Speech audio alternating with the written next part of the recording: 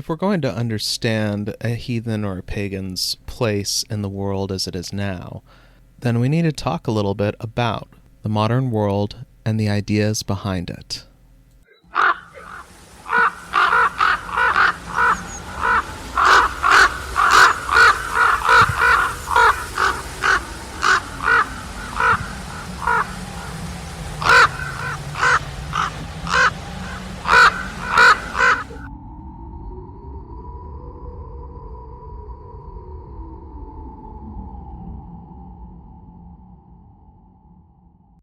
If there's one thing which is truly consistent across human history, it's that every society has certain ideas, concepts, and ways of understanding things that are so deeply embedded in how everything works that they're taken for granted.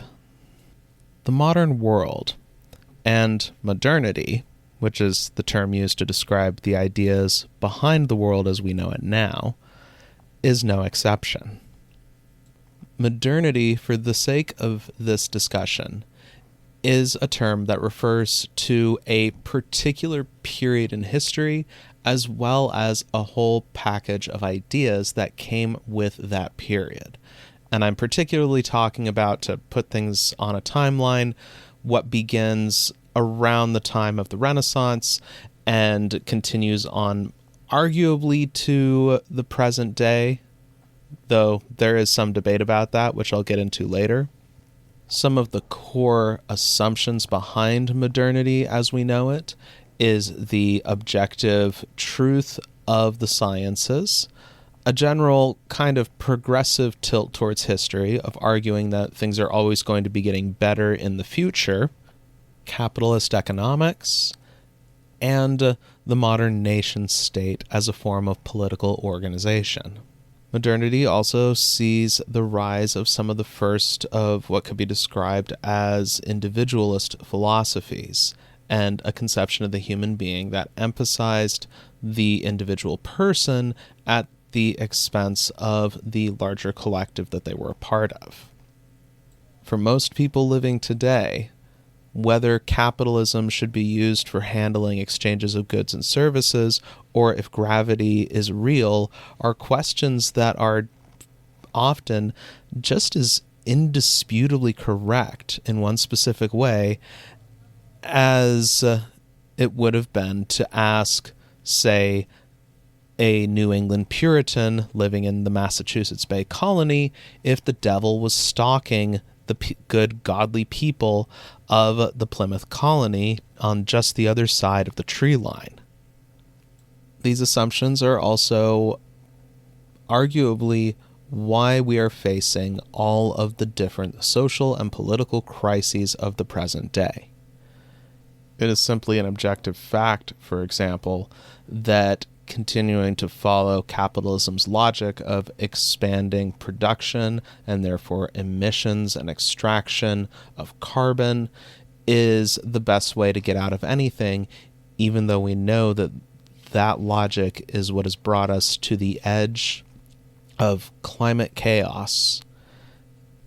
That's before even going into the various hypocrisies, institutional abuses, and systemic violence that are necessary to maintain systems which, according to their own self-justification, run based on the willing consent of the governed. Fascism and genocide are also making their very public returns, whether you're talking what's happening right now in Gaza, or the Christian nationalist movement at the forefront of much of the global far right. It seems that horrors which are supposed to have been banished to the pages of history have been making a serious comeback. So what, then, should a pagan do in times like these? Well, I think the best place to start on that question is to first really understand what it is that we're dealing with. The institutions of the world as we know it have, to an alarming extent, mostly succeeded in supporting the destruction of the biosphere, a systemic crime, which, just speaking personally, I feel is an affront to any sort of spirituality that honors and centers the earth, living beings, the climate, and the planet that we all depend on. While the rising fascist tide presents a much more direct existential threat to really anyone who is not the right kind of straight, white, and Christian. So maybe it's time for heathens and pagans to really start thinking about what our spirituality may or may not say about the modern world. To do that, I'm going to unpack this whole mess that is modernity, both on its own terms, as well as in contrast to critiques and opposition to the whole project that is the modern world. I'm going to specifically break down the reactions to modernity into anti-modernism and postmodernism. I'm going to then get into my particular personal take on this based on all of this other information. That will also be when I introduce the third in this particular series of 3 podcast episodes, where I talk about what heathenry has to say about the modern polycrisis. So let's dive in to modernity. You've probably heard the word modern used as a synonym and interchangeably to an extent with words like contemporary or present day or, in this moment. The word itself represents more than just another way of describing what is happening in our immediate moment. It is a powerful, loaded representation of the much bigger world that we live in now. I'm going to be talking specifically about Europe for a minute here, and particularly early modern European history.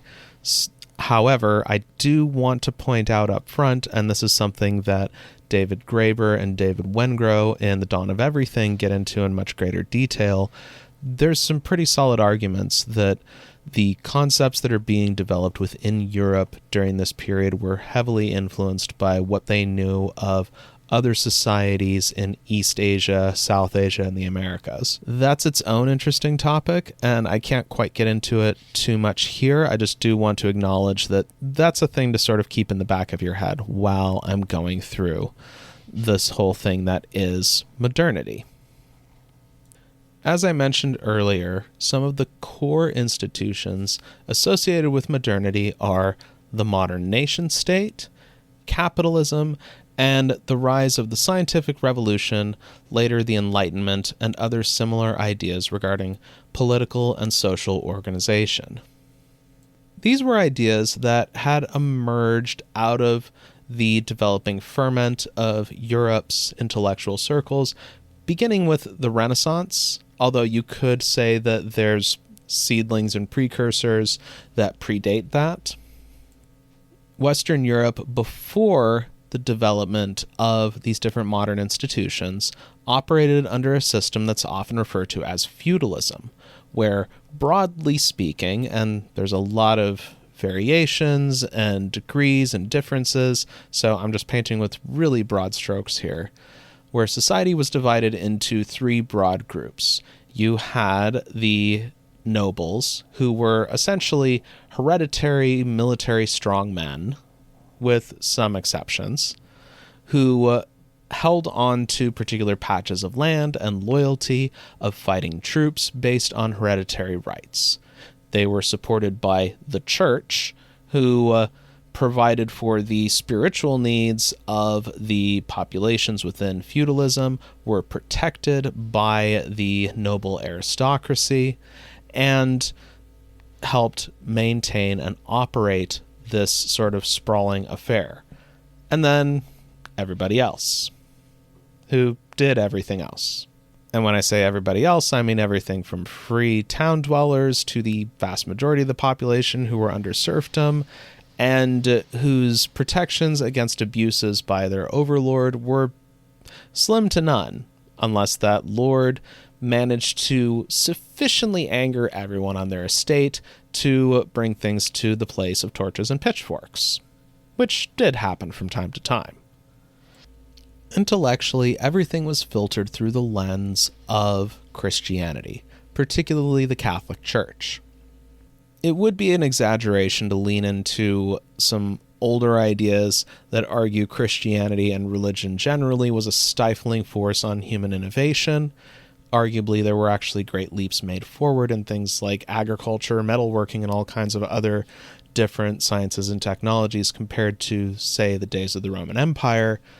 But it would be accurate to say that the intellectual framework that is guiding this society is one that assumes the goal of intellectual pursuits is to better understand God's design and the way that God has ordered the world. What this meant was lines of inquiry were ones that had to, at least broadly, conform with the expectations of Christian spirituality and church doctrine. This isn't to say that there were censors in every university or agents in every monastery or something like that who were looking over people's shoulders to make sure that they were following the right thinking. It's more that these values were so thoroughly inculcated within at least the echelons of society that were doing the reading, writing, and arithmetic that it wasn't something that you really questioned or pushed up against. Now, the rise of modernity is best described as an evolutionary and revolutionary process.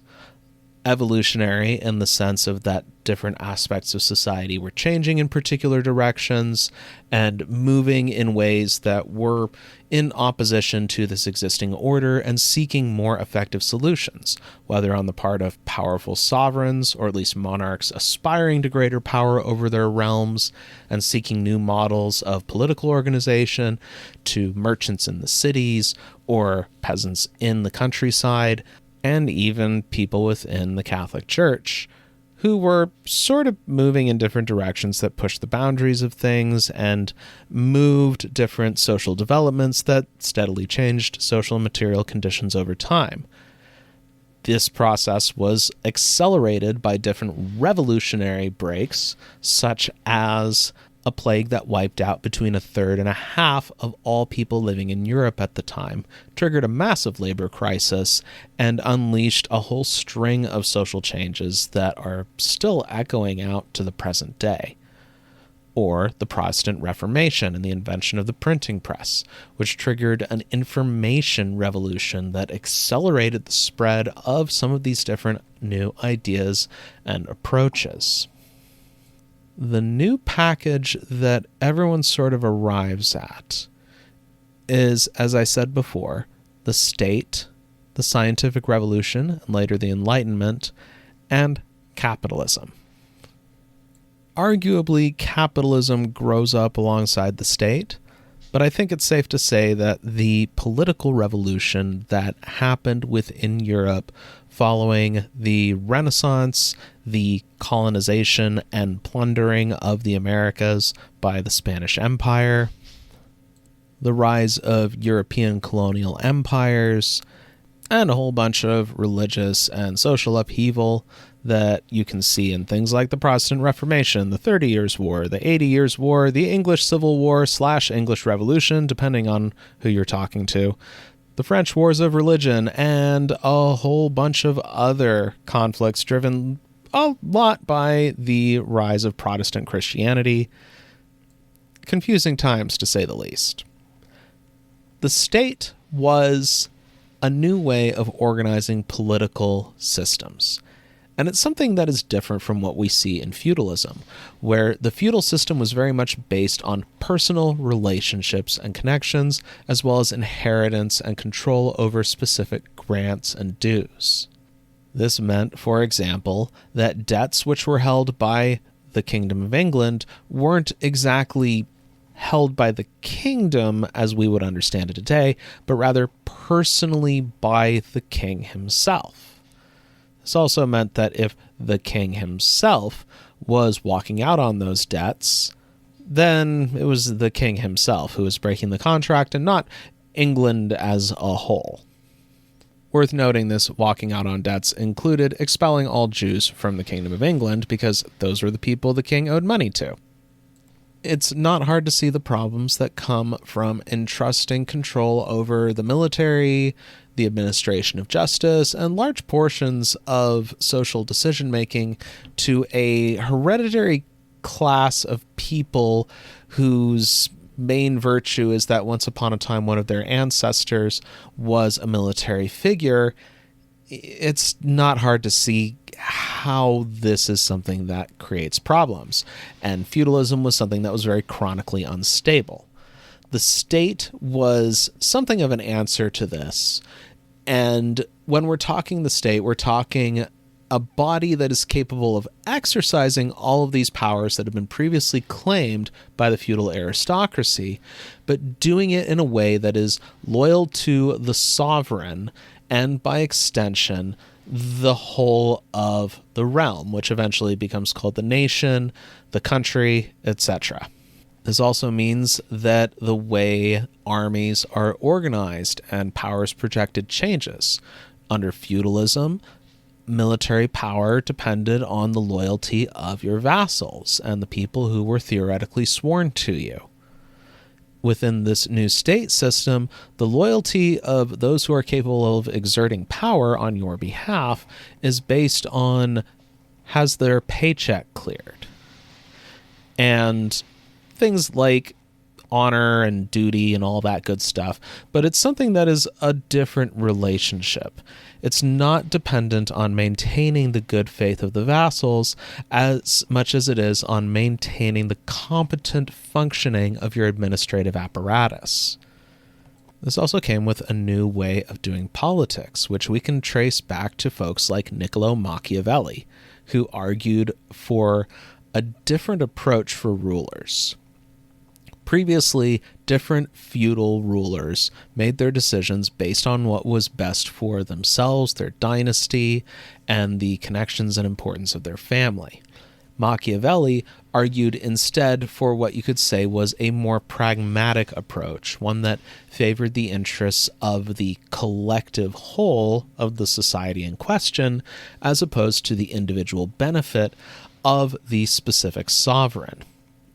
Now, this is a nice idea because we are talking societies that still are sort of transitioning from being direct strongman ruled as a more sophisticated kind of absolutist model. So, the line between the king and the state is a bit blurry, but this is a significant change in terms of the way that resources are organized, managed, and utilized.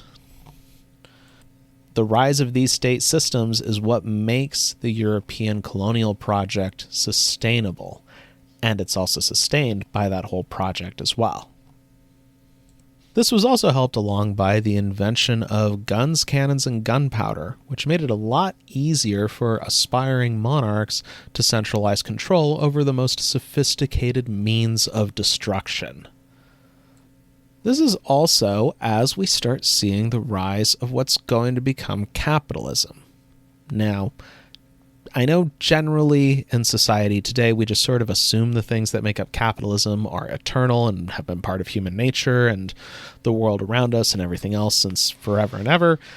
The truth is, capitalism as an economic system is a very modern development. You can trace capitalism's origins back to the crisis that was facing feudal Europe, beginning with the Black Death, the rise of the state system, and all that other fun stuff that's going on within that period. The thing that's important about capitalism is that it marks a shift in economic thinking that coincides with the shift in political thinking, where the new state system argued for making decisions based on what was best for the collective whole.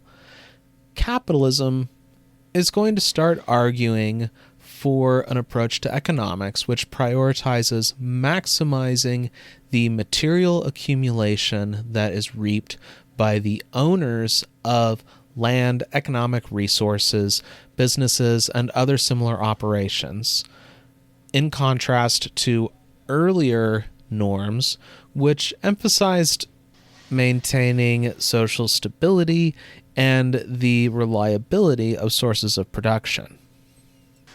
This also came with the colonization of the Americas, parts of Africa, the Pacific Rim, and other regions of the world where private property was created at gunpoint on the frontier, as well as at gunpoint in the enclosing of the commons, which were lands collectively held by members of the peasantry for their own use, sustenance, and prosperity.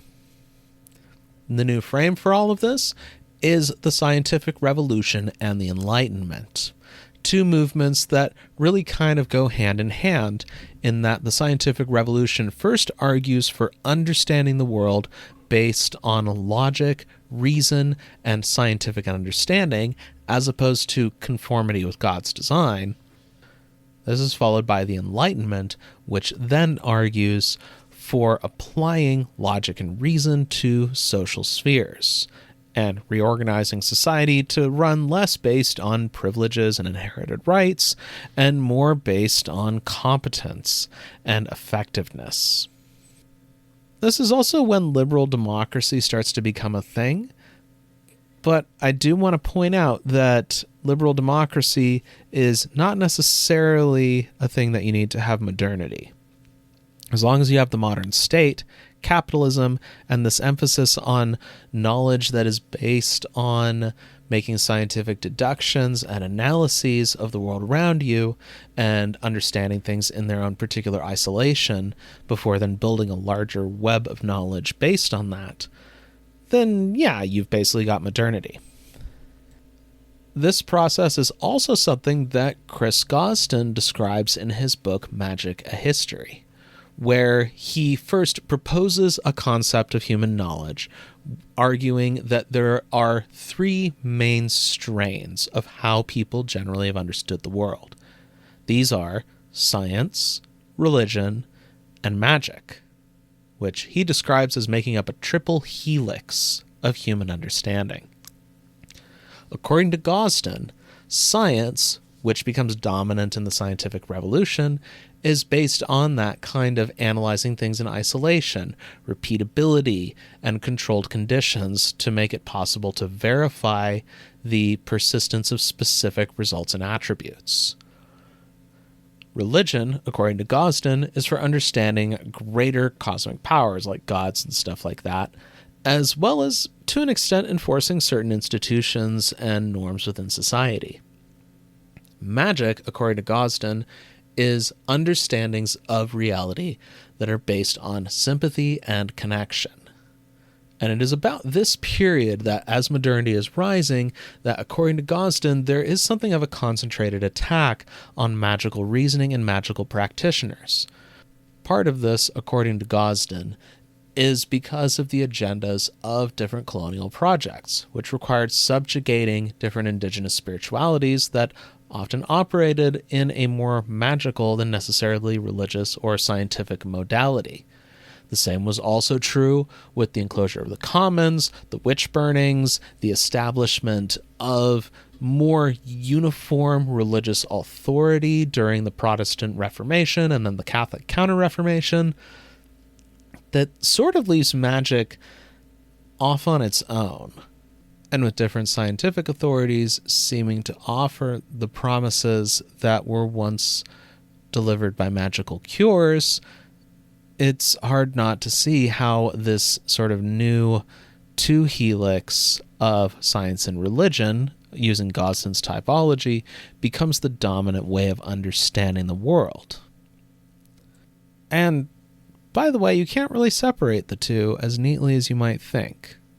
I alluded to before how there were different scientists, like, for example, Gregor Mendel or Isaac Newton, and others who enjoyed the patronage and support of different religious institutions and ideas in their research. It also would not be accurate to describe the shift to the scientific revolution and the Enlightenment as a wholesale rejection of Christianity, its ideas and influences, as much as a continuing evolution of a longer ongoing pattern. If these movements had somehow succeeded in creating a more inherently secular society, well, things wouldn't be looking the way they are right now. Now, often the way we understand the coming of modernity is that it's treated as sort of an inevitable evolution, that it was all nice and steady and peaceful and voluntarily adopted. As I've already somewhat suggested, implied, and also a little outright stated, this is really not true. The systems of power that maintain and advance this new modernist project are ones that are still based on dispossession, violence, and exploitation. This was also apparent to people at the time as this was emerging, and you could say that a kind of anti-modernism was developing within modernity's shadow. Broadly speaking, you could say that the three main strains of this are the Luddites and utopian socialists, who go on to influence the broader socialist movement, reactionary and fascist movements, and also just sort of the overall concept of romanticism and mysticism, which, even though I mentioned it last, is where I'm going to go first. Romanticism and mysticism were two broader currents that sort of pervaded and suffused a lot of the different movements that were in rebellion against the project of modernity. This was because Romanticism, on one hand, was a form of artistic and personal expression that rejected the Enlightenment's focus on logic and reason in favor of experience, emotion, and feeling, and also because mysticism, which was sort of part of this package in various different ways, provided a way of this sort of understanding that went beyond these traditional systems. In some ways, you could say that the mystical traditions that were developing in the 17th, 18th, and 19th centuries were a pushback by people who still felt the tug of that third strand of the helix of knowledge. For lack of a better way to put it, these ideas were just sort of the vibe of the times. They were generally the sort of myth and poetic and mythopoetic way of expressing discontent and rejection of what existed within society. Marxism, for example, is a very romantic ideology when you think about it. The promises of the great inevitable revolution that will bring on a utopia where there will be no want, and each will receive according to their need, as according to each person's means. Even though there's a whole scaffolding and superstructure built on sociology and economics and all these other things, the dream that's offered by Marx, the anarchists, and other similar movements is one that sounds really a lot more biblical and mythical when you think about it.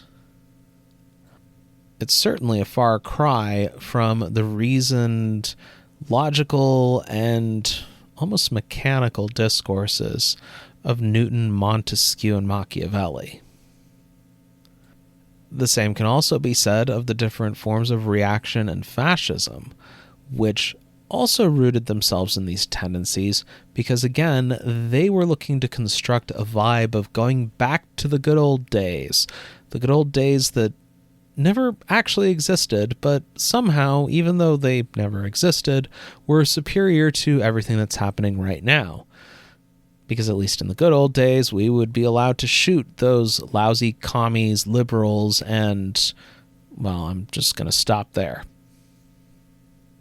Romantics in particular idealized nature and the natural world as a source of inspiration, regardless of what axis they were coming from. So how does this whole vibe, this feeling, this sense of a loss of connection, of a loss of that emotional core and validating experience, where does this go? Interestingly enough, it starts out earlier at a more aspirational direction before things go into a much worse one. And I'm talking about the Luddites and the Utopian Socialists. Now, the Luddites are a movement that is often described as just being anti-technology, people who are smashing spinning mills and steam engines and stuff like that. But when you actually look at the literature around the Luddites, specifically pamphlets and materials they produced, their objection was not to the adoption of technology. It was to the use of technology to put people out of work, deprive people of their livelihoods, and make a small number of people rich. Any resemblance this may have to generative AI is, well, one of those times when history rhymes. The Luddites offered instead to take these new advances into the commons. And this was also stuff that was tied up in the dissolution of the commons, the dispossession of commonly held lands from the peasantry, the forced migration of people from rural areas into the cities and then off to serve as cannon fodder in various colonial experiments, and all kinds of other similar brutality. A vision that didn't really track with capitalism or what was seen as perfectly rational. And in either case, the people who owned the spinning mills and the steam engines also had friends in Parliament, so it wasn't hard to bring down the power of the state. One fact that most folks don't know about the Luddites is during the height of the Napoleonic Wars, easily a solid majority of all British troops were stationed not fighting in Spain or contesting the perfidious French conqueror who many newspapers and such at the time portrayed as an antichrist, but to keep the Luddites in the home islands in line. That's not exactly what I would call a fringe movement. Utopian socialists were of a similar mentality to the Luddites and other similar movements that were emerging at the time. What they sought to do was to create intentional societies isolated away from the broader hustle and bustle of mainstream society, where they could create these perfect models, and then eventually, hopefully, they would spread and change the world and all that good stuff. If this sounds familiar, it's because this idea has been attempted many times throughout history. And unfortunately, the utopian socialists of the late 1700s and early 1800s mostly succumbed to a lot of the same pressures that fall on these different kinds of social experiments. In short, an isolated commune is never able to really effectively either influence the world around itself or to escape the greater forces of the societies they are a part of. Folks who are familiar with the history of leftist movements will note that this goes on to have a pretty big influence on how the socialist and anarchist movements develop. Even though the initial experiments failed, at least in their broader stated goals, the ideas became embedded within a lot of what we now call the modern left. This is the part where we get to talk about reaction and fascism.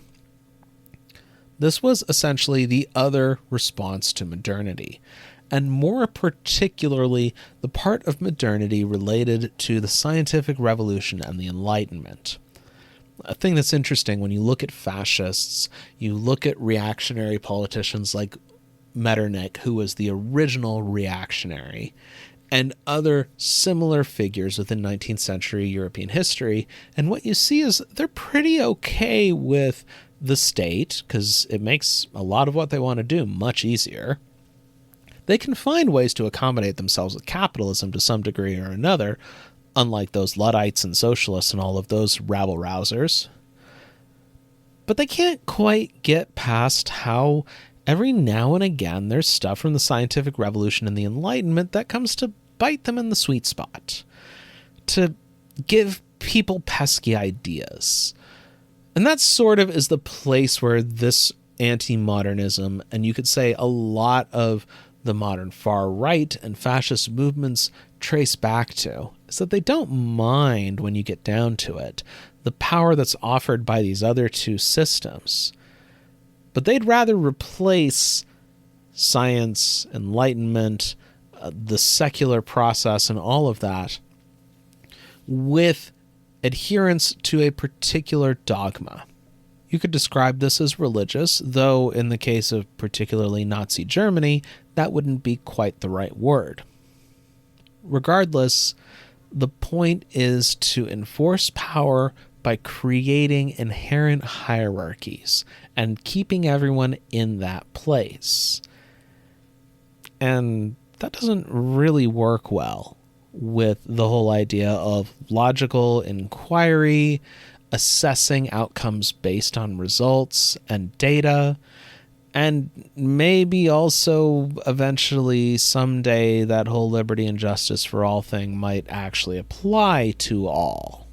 This is all part of where formations like the pagan far right come from. Mysticism, spirituality, romantic appeals and all of that are as much a part of the bread and butter of reactionary and fascist anti-modernism as they are of the more liberatory critiques of the modern mode of existence. Those who seek to create authoritarian systems are perfectly okay with grabbing onto whatever works and whatever reinforces their power. This is also where this odd tension around pagan, reactionary, and far-right ideology comes from, in contrast to the rest of the movement.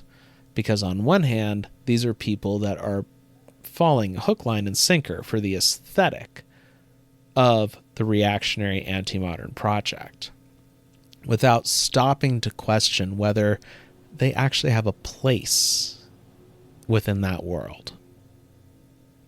It's kind of hard to see that past all the crosses. The other direction that critique and opposition to modernity goes is what could broadly be described as postmodernism. And I'm talking about this of post with a hyphen as opposed to postmodernism, the particular school of analysis, as a way of arguing that these are ideas that position themselves as something that emerges after modernity.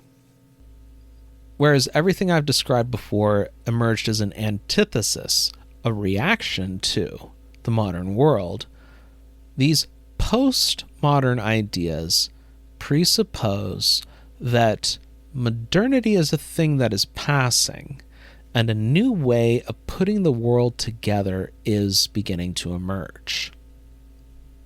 Intellectually, this begins with what is often referred to within academia and similar circles as postmodernism.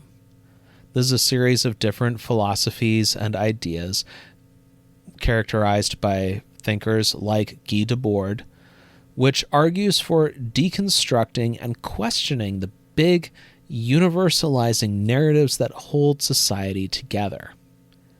Part of what this emerges out of is intellectuals in France and other parts of Europe looking on in horror first at the First World War, which was a product of all that optimism and faith in science and everything else that led straight up to that brutal phase of slaughter, which was then eclipsed by the even more catastrophic Second World War, fascism, the Nazis, and everything else.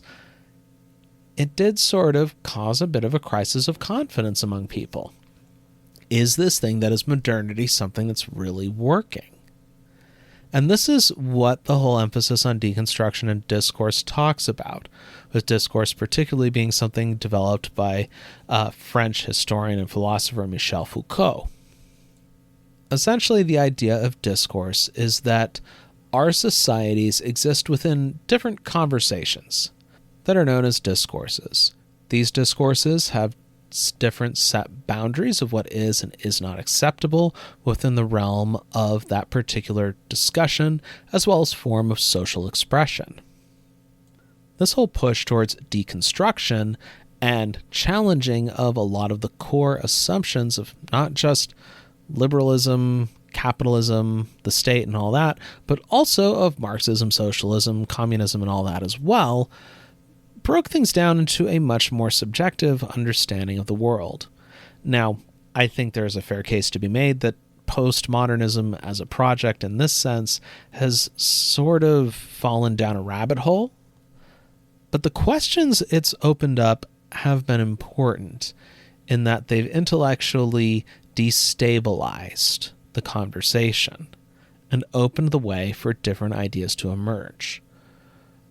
More firmly rooted, I think, is decolonization, which calls for engaging more thoroughly with the ideas of suppressed indigenous cultures, re-examining the ideas and assumptions of modernity based on the consequences of empire and colonialism and all the destruction this has wrought, and recognizing the subjectivity of the human experience in a way that brings all voices genuinely into the conversation, as opposed to the current standard within society that elevates the few and the powerful. I don't want to go too much more into this here, as you can get more of my thoughts about decolonization way back in episode 4, but this is something that is a challenge to modernity that, like these other forms of postmodern expression and questioning, operate not so much as a reaction to modernity, but rather a synthesis and a challenge that follows modernity. The goal is not so much to roll things back the way that the reactionary and fascist elements do, or to halt the progress of the modernist system, as the Luddites and utopian socialists did, but rather say, this is where things are now. What's worth keeping? And what should we discard? One particular strain of this effort is re-examining whether magic, mysticism, and non-institutional forms of spirituality may, in fact, have something to them. A point that Chris Gosden lands on in the final chapter of Magic, a History. I won't go into it here, because I don't want to deprive you of the pleasure of watching an Oxford professor of archaeology conclude that maybe a little magical thinking is exactly what we need. So where does that leave you? The pagan, the heathen, the witch, who's listening to this? And the fact is, modernity as it currently operates is simply not in alignment with many of the core ideas that are expressed by the modern pagan, witch, and heathen movements. That's all there is to it. Whether you're talking the requirement for widespread ecological destruction, the reduction of social relations down to pure transactions, the Faustian bargain with religious institutions who actively try to overthrow this whole system, or all the genocide, enslavement, dispossession, and destruction that was necessary to build this. I think it's safe to say that while the modern paganisms and heathenries and witchcrafts that exist may have influence of what is anti-modern, we're a lot more firmly in the postmodern. Our place is not to roll the clock back, as if that was ever possible or even an option, but to rather think forward. Why should we seek to perpetuate a system which is threatening all life on Earth, period, when we could be putting our energy, our wit, our wisdom and luck towards making a better future. As I discussed in our last episode, calling yourself a pagan, a heathen, or a witch is in many ways the societal equivalent of hoisting the black flag and pillaging the Spanish Main. To be a heathen, to be a witch, to be a pagan is to conjure up the battle days that were supposedly banished by the coming of the cross, and especially by different colonial conquering regimes. Furthermore, most, though not all, members of these movements are people who walked away from an existing institutional spirituality. Now, I know there are exceptions, folks who are second or even possibly third generation pagans, people who came from non-traditional religious backgrounds and other places, but by and large, myself included to an extent, we're apostate. We are worse than heretics and infidels.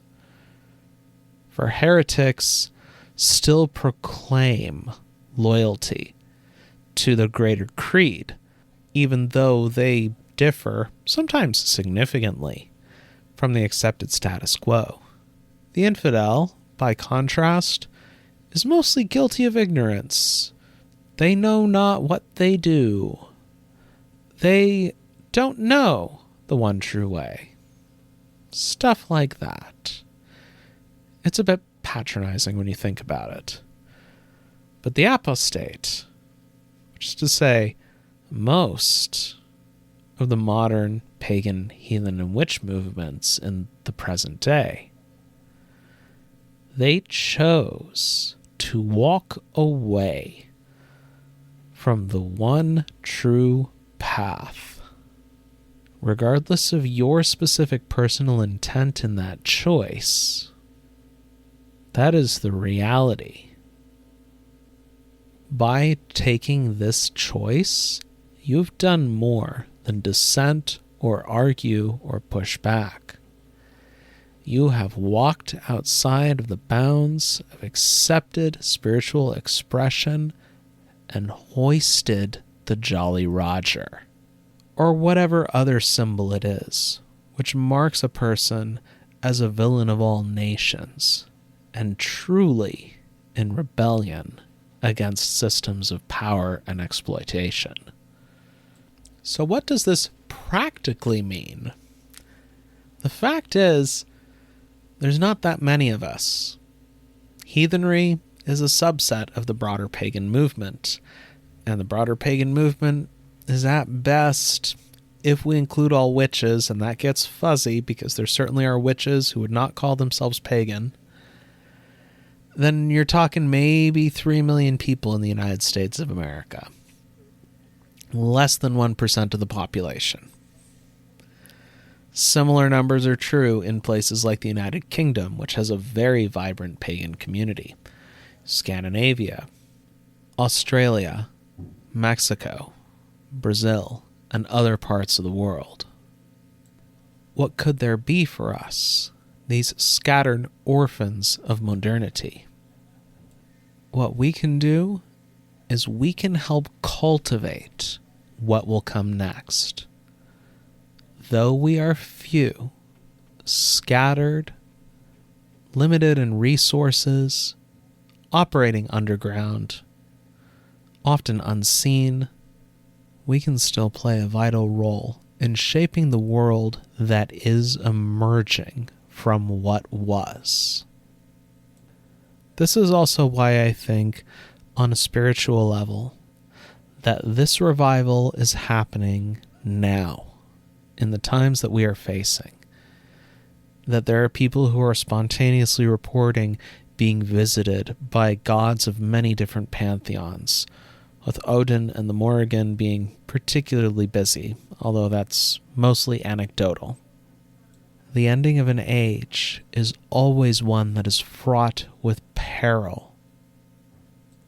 That is why those of us, of these movements, that believe in a subjectivity and multiplicity of ideas and perspectives for understanding the world, who value connection, cooperation over power and domination, are in exactly the right place and exactly the right time. There are countless projects like permaculture groups, mutual aid communities, cop watches, and more that are always looking for people who can help nurture them. I know that a lot of what we talk about when we're looking at the politics of the world and everything that's unfolding is through the lens of parties and campaigns and all of that. And for this movement, yes, that's important, and we need to be aware of these things. But the real place where we can do the greatest good is in cultivating the potential of the new, using our experiences in working in complex and often difficult and conflicting worldviews to find cohesion as a way of knitting together different networks. And, where necessary, pulling up some weeds. So to sum things up, there is no question that we are in a place that is a product of the society that we have been living in and has been developing for the last couple hundred years. For people who knowingly choose a form of spirituality that rejects the core ideas of this process, while also being a product of it, this is something that has to be challenged and worked with. And most importantly, we have to find ways to cultivate the green shoots, the new possibilities that will outgrow the decaying order which we currently live in. And that's what I'm going to get into in the last episode of this little triptych. This next episode is going to get into what is referred to in some spaces as the polycrisis, and shows up mythically in many ways and places. But when it comes to heathens, there's only one phrase that sums up what this is, and that is the Wolf Age, which I'll be getting into in the next episode of The Wayward Wanderer. Until then, this is Ryan Smith signing off. If you want to find out more about radical heathen practice, head on over to onblackwings.com, where you can find articles, classes, resources, and more. This podcast was created and produced by Ryan Smith. Thanks for listening.